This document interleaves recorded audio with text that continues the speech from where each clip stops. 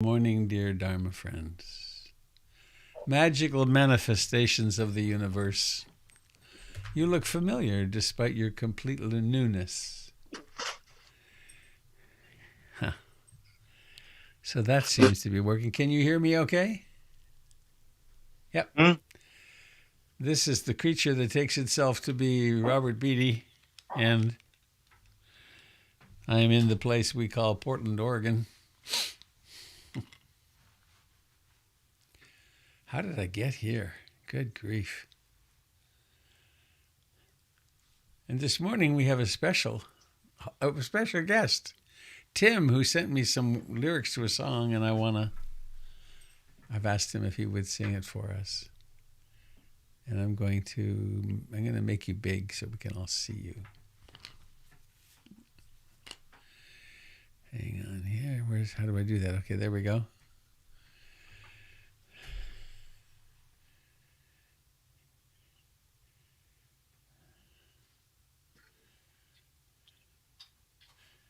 Am I on? You are on. Sounding good. All right.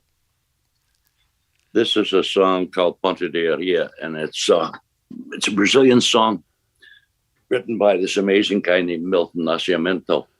But the words are in Brazilian, in Brazilian Portuguese. And the English translation that I found for it was real clunky and awkward. So I just threw it out the window and started with new words. So these are my words to somebody else's song. Hear the children singing bravely, clear and bright. See their faces shining with no sorrow inside. How can we not love them, treasure their sweet gift?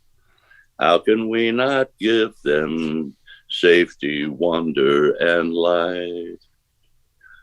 Was there once a time, perhaps not so long ago, when the world was softer, rounder, less sharp and cold? When we took the time to laugh and sing and dance, when our eyes could see the magic of simple things, were our hearts more open then and less afraid? Could we then be counted on to reach out a hand? If this is a memory of what once was so, then perhaps some part of it can be so again. If this is a dream, and that is all that it is, let it be a star to guide us through the dark night. If this is a memory of what once was so, then perhaps some part of it may be so again. But if this is a dream, and that is all that it is, let it be a star to guide us through the dark night. Yay. Thanks. Thank you, Tim. Beautiful.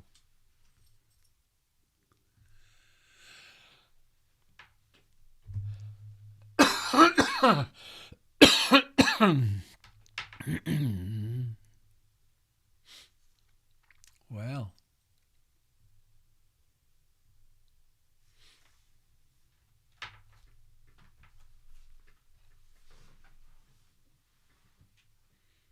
Yeah.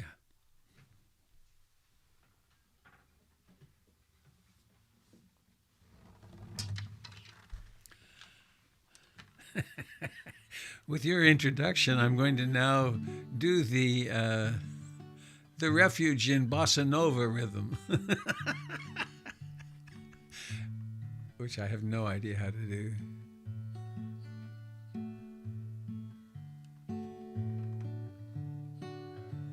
I take refuge in the Buddha, the one who shows me the way in this life.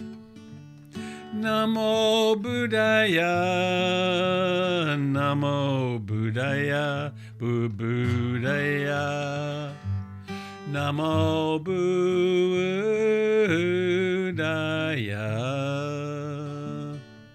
I take refuge in the Dharma, the way of understanding and love. Namo Dharmaya, Namo Dharmaya, Namo Dharmaya.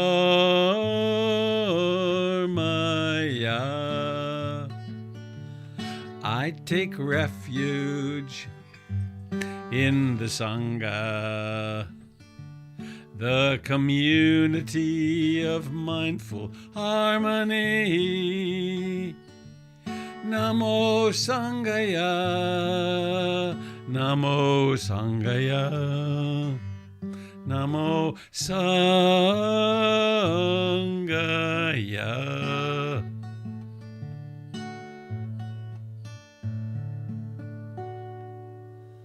I take refuge in being awake.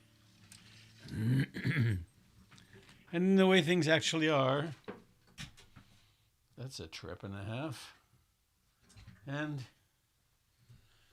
in the company of my friends, my Dharma awakening friends.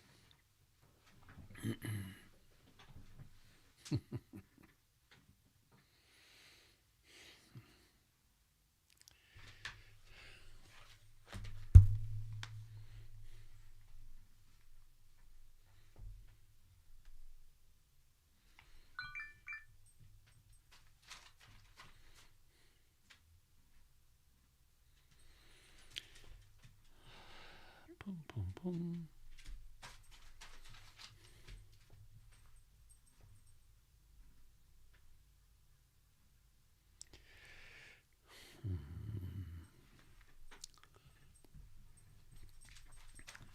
A very familiar favorite Alan Watts quote.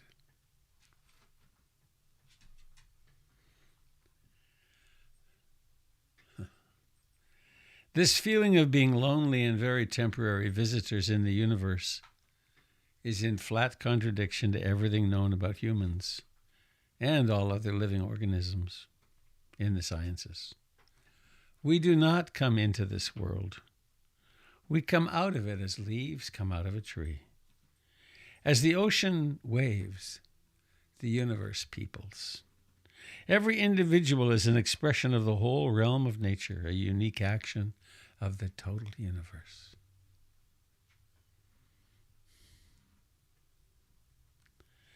This feeling of being lonely and very temporary visitors in the universe is in flat contradiction to everything known about humans and all other living organisms in the sciences.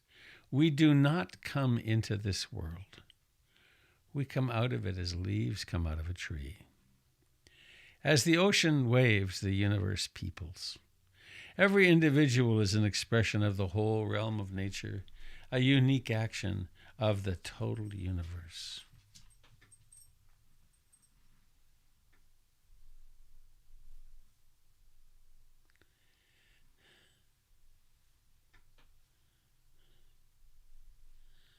There. That will magically appear in the PIMC connections now.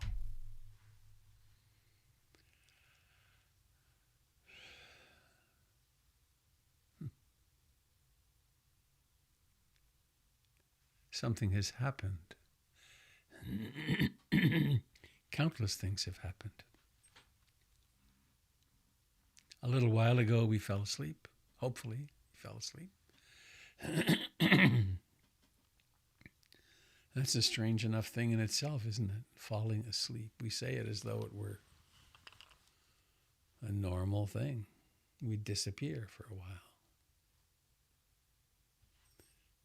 And then wake up what we call refreshed, perhaps. Where did you go?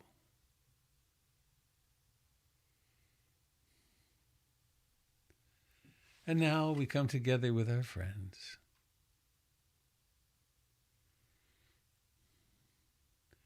This is this particular kind of friendship, isn't it?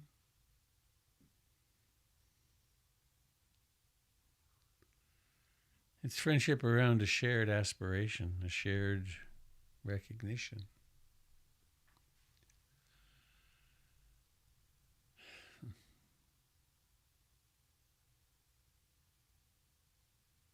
We meet around the campfire of the Dharma.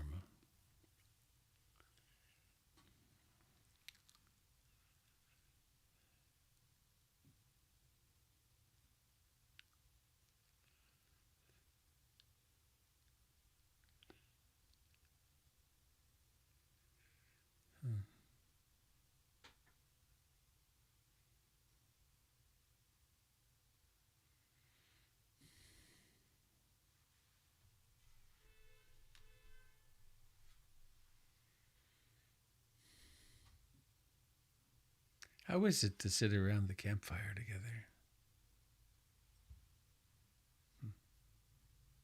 We all know.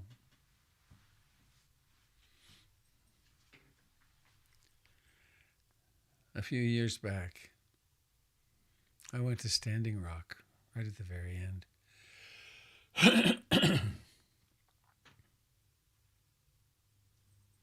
There was the sacred fire. It was the center of the entire activity. It stayed burning until the camp ended. A gathering place. A place where the vulnerable came to get warm, and where the speeches took place.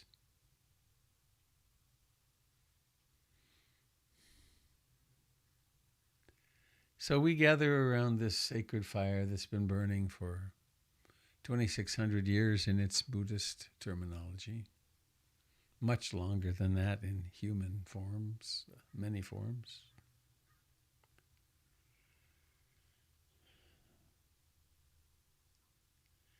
So please let's sit consciously.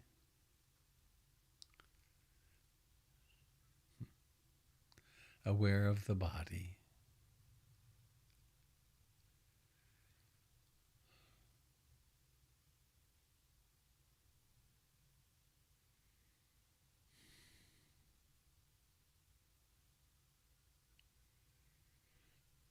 And if we put aside the word body, aware of the experience of being this.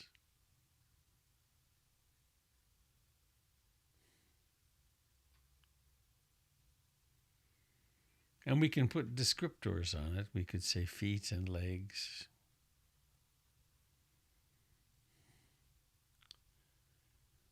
The buttocks, genitals, the whole life that's contained in the pelvis.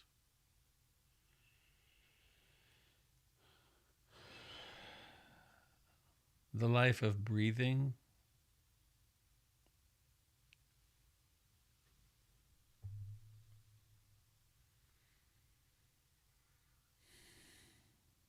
The life of the hands and arms.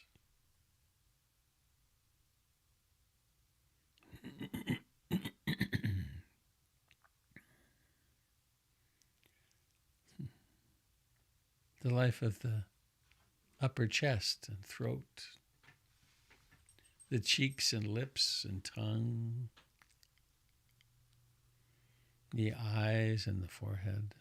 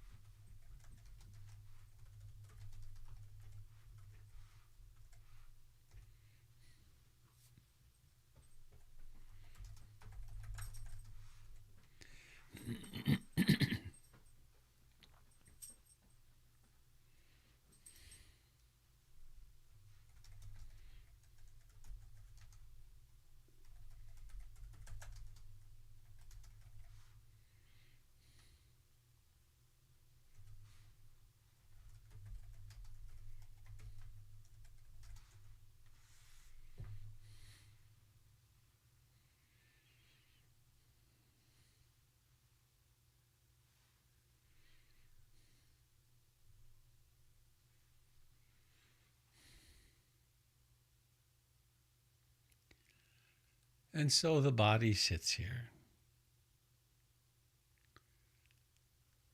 There is an intention to be here, to be present.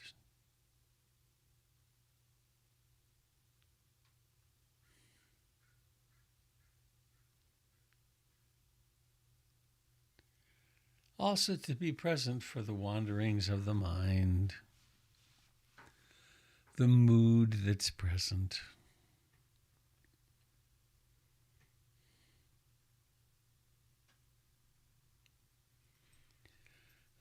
The various visits of the hindrances.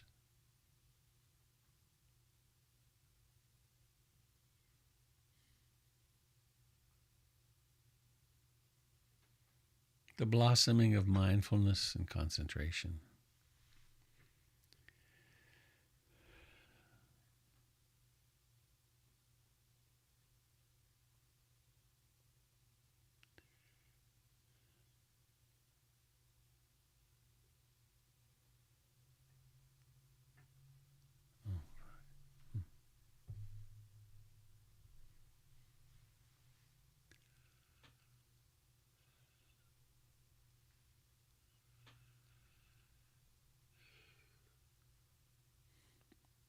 Allowing there to be room for everything.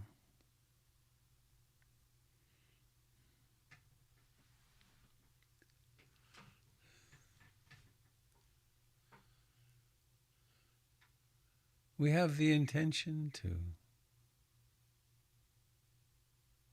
return to the breath.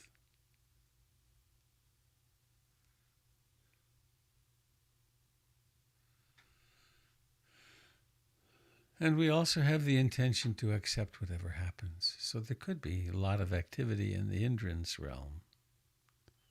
The mind could be restless or agitated or sleepy or dull or wanting or not wanting. Could even be doubting. So what? Weather comes and weather goes. Thoughts come and thoughts go.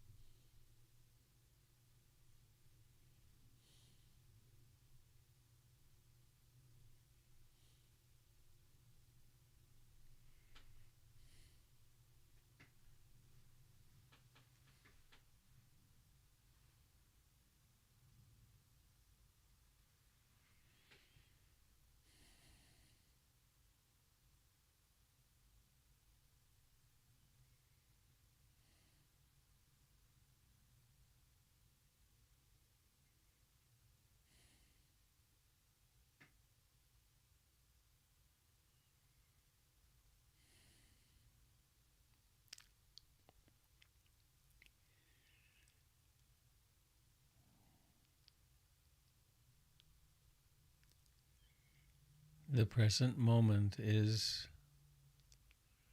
like this.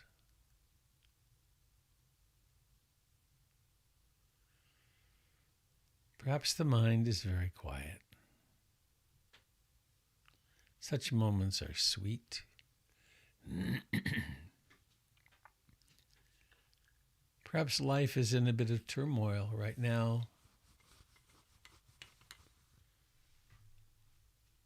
And maybe it's possible to ride it with very little upset. Or maybe the upset is strong. Maybe there's anger or hurt or jealousy or hopelessness or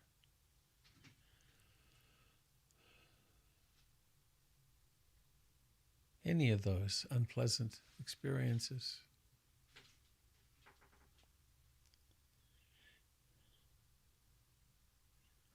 The practice of mindfulness allows us to ride such stormy times and do a lot less acting out.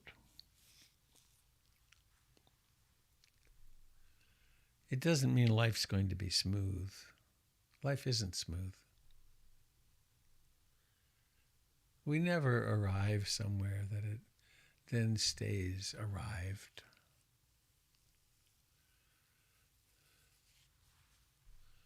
We're always in the station of the present moment, arriving and leaving.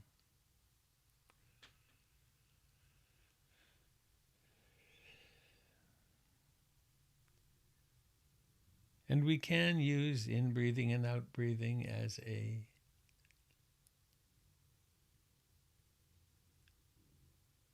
kind of handrail,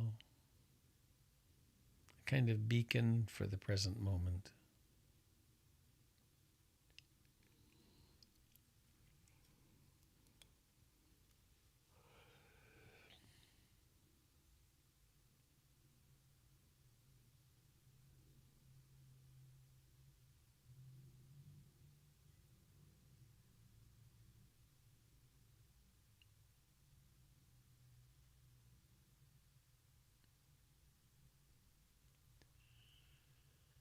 Each breath has a beginning.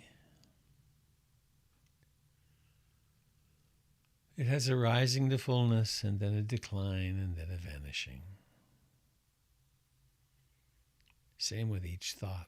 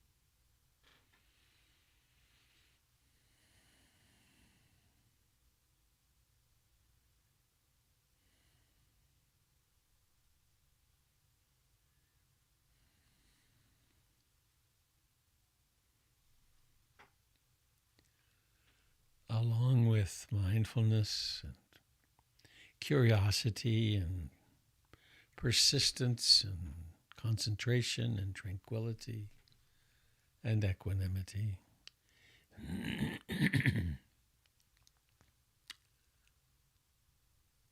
We bring the flavor of love.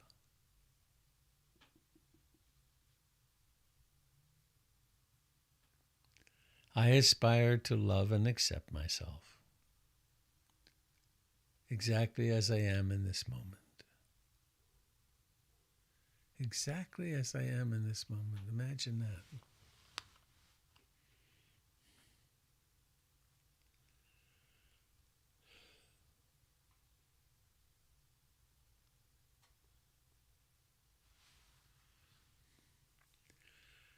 And as awareness opens,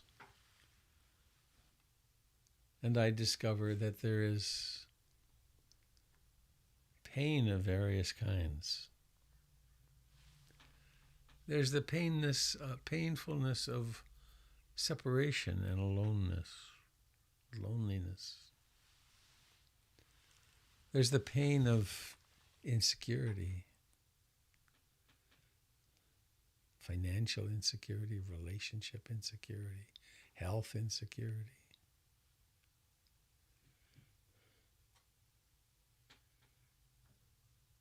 There's the pain of the outer world, the political world, being insane. There's the pain of illness. There's just that nagging some problem.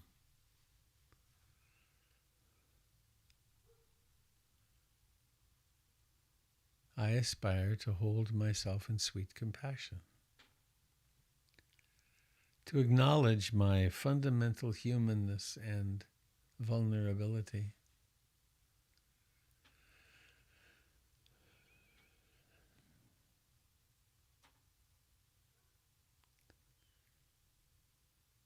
So we can be with the beginning of a breath, the middle and the ending of a breath. We can notice thoughts coming and going. We can also be with that pain in the body or that pain in the heart.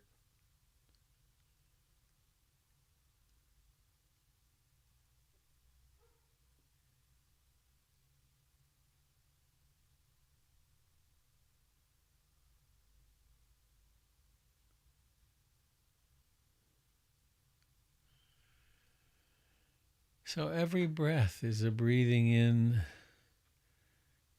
our intimate participation in the universe. We come out of the earth. We come out of the universe. We belong.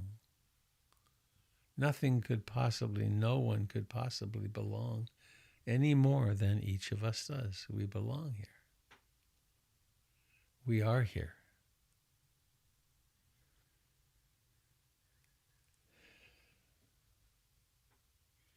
We are here and we are exactly as we are. Which makes love the only reasonable option.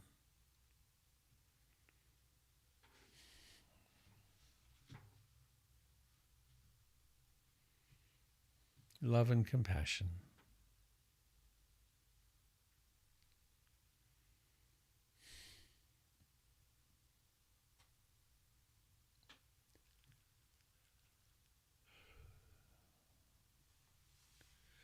We start with ourselves. And then we discover that we actually are in relationship with many. And it's a very simple intention. Just as I long love myself, so do I intend to love others. Just as I am attentive to my suffering, I intend to be attentive to the suffering of others.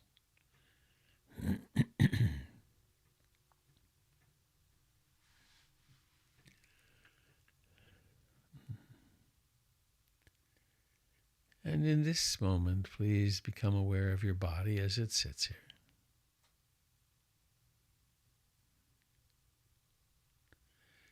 Notice its magnificent aliveness.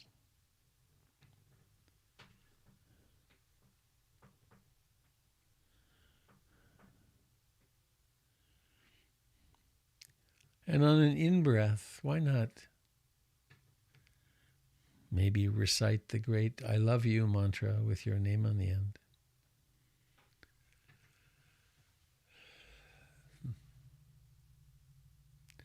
Maybe your name when you were a small child, if you like that name.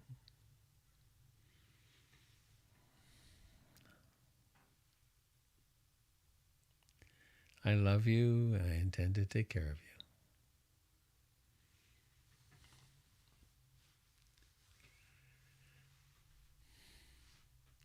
And we could now prepare to notice the body as it sits here.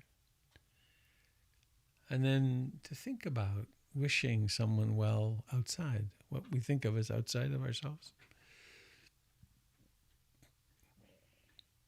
What is it that you would say if you were completely safe and could speak your deepest truth? What loving, compassionate thing would you say to someone else in this group? Or maybe to everyone. And now when you're ready, notice the intention to let your eyes open. And at first everything's quite blurry and the light's a little intense, I discover. But then there's seeing if the eye is working well and properly. There's these little squares, rectangles. So pick one of them.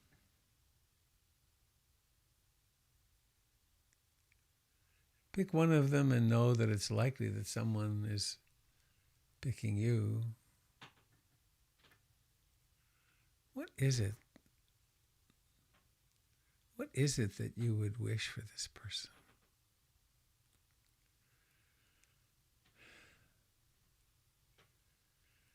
May you be free from loneliness, from that existential uncertainty. May you be healthy. And let it be quite particular in this moment.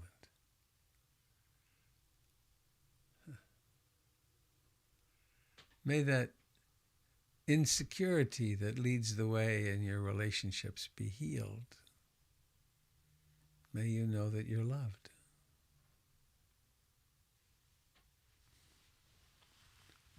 May you remember that you're never going to arrive somewhere and everything will be okay.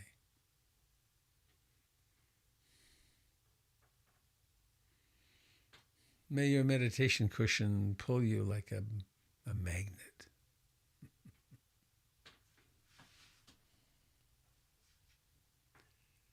May you discover your relationships are all smoother than ever before because you can accept things as they are. Whatever your words would be. And maybe words aren't even it. Maybe it's just looking at someone and being grateful that they exist.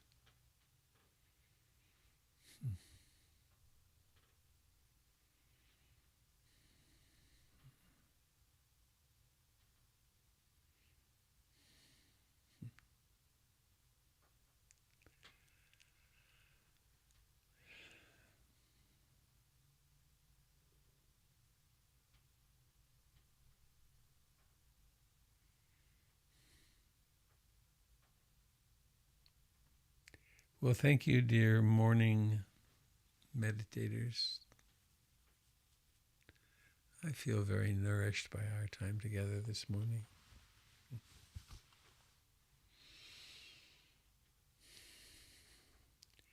I have an announcement or two. One is that Jim and I must leave at 8 or a minute or 228. We have a PIMC board meeting this morning, and it's beyond stuffed with things we have to talk about. One of the major things is, how are we going to do this coming back into the center? It's pretty exciting. Another is, and I'm sorry the email didn't get out. I thought it might go out last night. That January 5, here it is. Maybe I'll just share my screen. Be fun. Here we go, sharing screen. January 7 through 12, the inimitable Jim Dalton and I will be offering a 5-day virtual retreat. Start 2022 with a 5-day mindfulness retreat. And there's pictures of us, and so it will be a retreat to stay home and or maybe go to a bed and breakfast or something if you can do that. And there will be instruction and interviews, and just as though we were away on a 5-day retreat. And that'll go out today, I'm sure. I'm surprised it isn't out now. And one thing about it, there's a $225 suggested donation to PIMC for participating. It's like a registration fee, and with Jim and I, it'll be by Donna only. Please don't be deterred. If you've not been able to come to a retreat because of cost, here's one you could come to because it doesn't need to cost anything.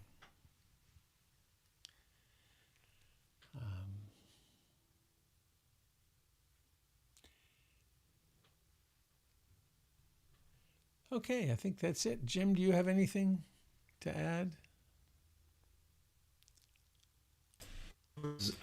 Noticing that the first Saturday of the month retreats are coming back on the 4th of December, and Candle's going to be doing a day of practice working with the 5 faculties, the 5 spiritual faculties or strengths.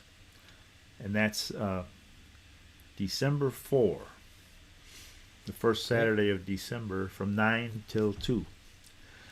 But you'll be seeing that in the digest also. But we haven't had any Saturday sessions for a while, so it's a return to close to normal.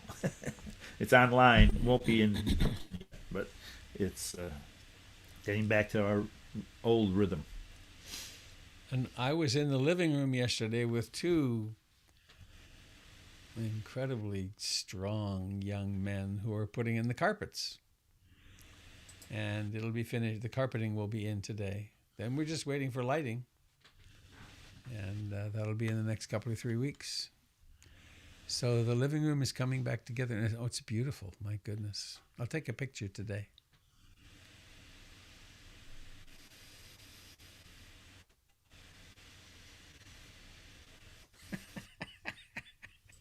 Oh dear, I probably shouldn't say this, but it's interesting to me.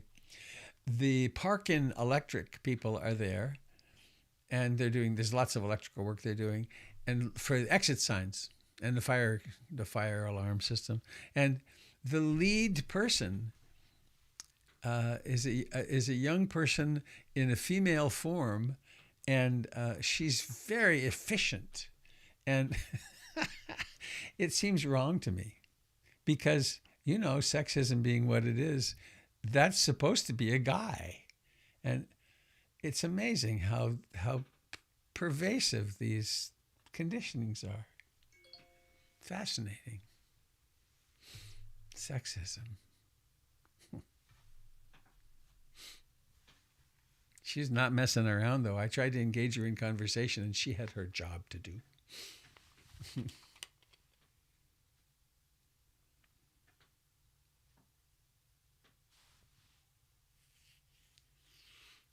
So we have a few minutes. Here we are. What is it here? Oh yeah, we have 9 minutes and 28 seconds.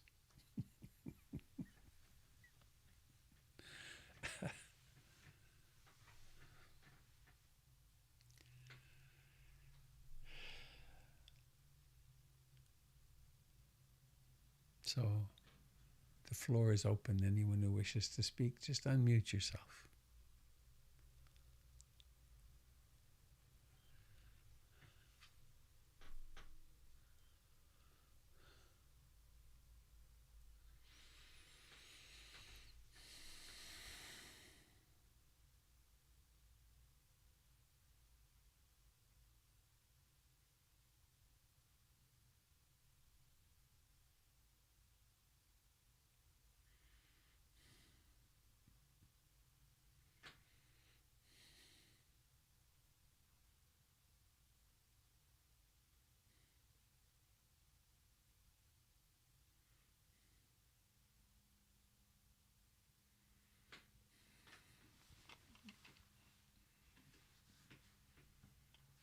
Oh, I might mention this.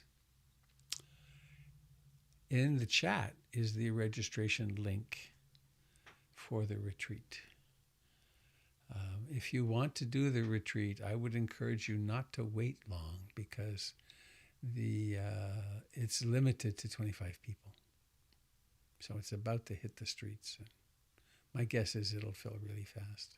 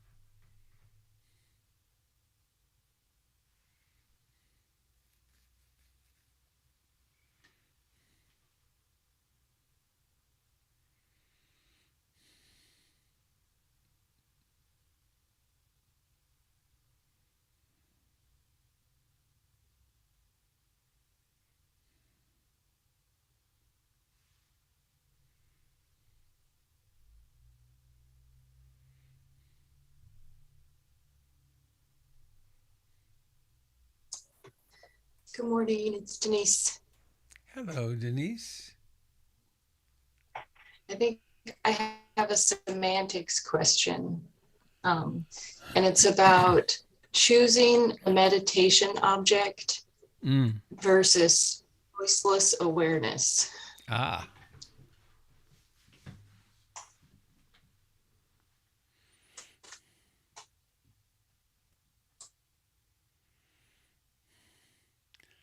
I have a diagram and a talk. I'll look it up, maybe see if I can find it, send it to you.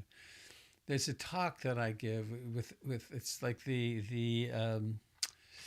journey. And where do we start? We start with a mind that's out of control, mostly unconscious, pretty crazy, pretty leads to a lot of acting out and so on.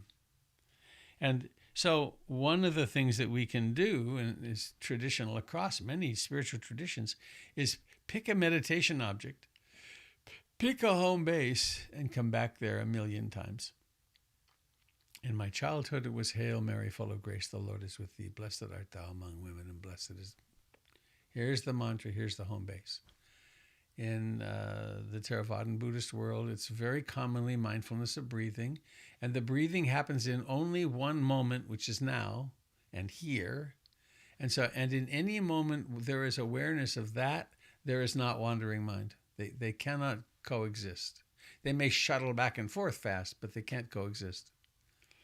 And so there's two terms from physics that I like with this. You're a scientist, you'll get it. There's centrifugal forces. If I'm spinning something on the end of a rope and the rope breaks, the whatever direction the object is going, at the moment the rope breaks, it goes off in that direction. So it's an outward force. There are other forces which are centripetal forces. The force that I'm exerting to hold the rope is the centripetal force. And the centripetal and centrifugal forces are perfectly balanced. Same between the moon and the earth, and interesting, in all orbiting objects. So there are centrifugal forces, and those are greed, hatred, and delusion. wanting, the notion that happiness will come through consumption and various forms of acting out, addiction and sense indulgence constantly. So there's these forces that are going out, out, out. And we throw into the mix a new force, which is, I intend to keep my mind with my breath. And that's very useful for quite a long time, because the intention to do that illuminates all these other centrifugal forces. It illuminates the 5 hindrances. It illuminates greed, hatred, and ignorance. Then we clean up our moral and ethical behavior. We come to, maybe we wind up doing some therapy and dealing with some of the trauma that's creating the uproar. Maybe we get into a relationship or get out of a relationship or do something that lowers the angst in life. And then we come to our meditation spot, and the mind hardly wanders at all. And then there's a particular capacity, a particular moment, it's called access concentration, where the centripetal and centrifugal forces are really quite nicely in balance. And then one can abandon the effort to be with the primary object. And then one is practicing choiceless awareness, in which, oh, there's a thought. There's a body sensation. Oh, there's a period of complete unconsciousness. Now and so there's the watch, one can watch, observe, know the arising and passing away of phenomena in a very natural fashion. And if one does that at first, it's just chaos, because the ground out of which everything is emerging is so agitated, I guess would be one way. Agitated or depressed, or that making sense? Yeah, what I'm hearing is as equanimity becomes present,